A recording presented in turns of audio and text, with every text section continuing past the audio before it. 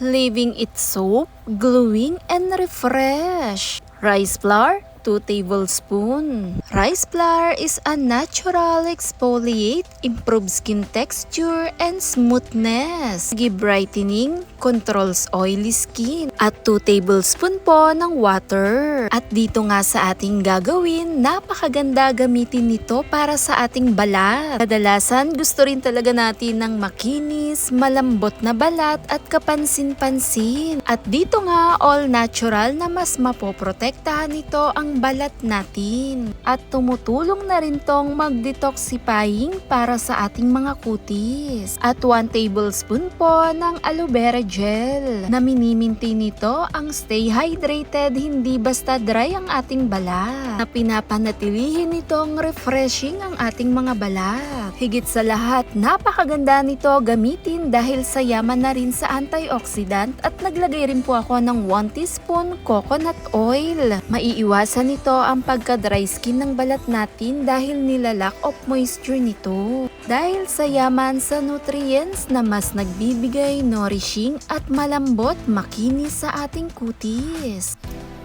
Brightening cream na maganda gamitin para sa ating kutis.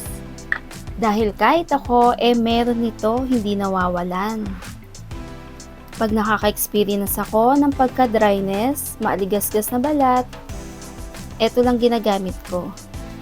Sobrang ganda nito, lalo na yung effect at resulta niya pag ginamit. At dahan-dahan lamang tong imas. Sa texture pa lang niya, para siyang cream.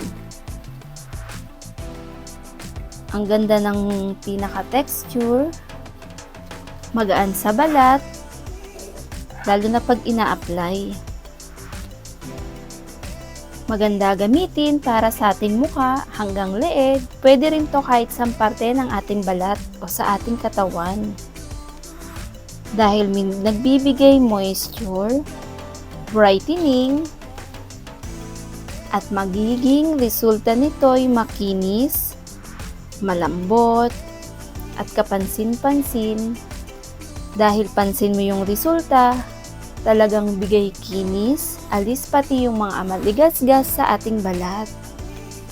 Babad lamang ito ng 10 minutes.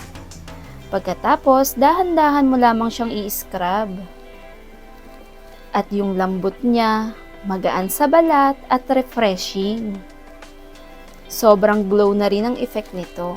Maganda ang benefits ng rice flour, aloe vera gel, at yung coconut oil na mas nilalack of moisture nito, hindi dry na balat at makinis. Ito rin talaga ang hindi nawawala sa skin routine ko rin. Perfect gamitin kahit 2 beses sa isang linggo o 1 beses ay pwedeng ulitin. Thanks for watching, guys!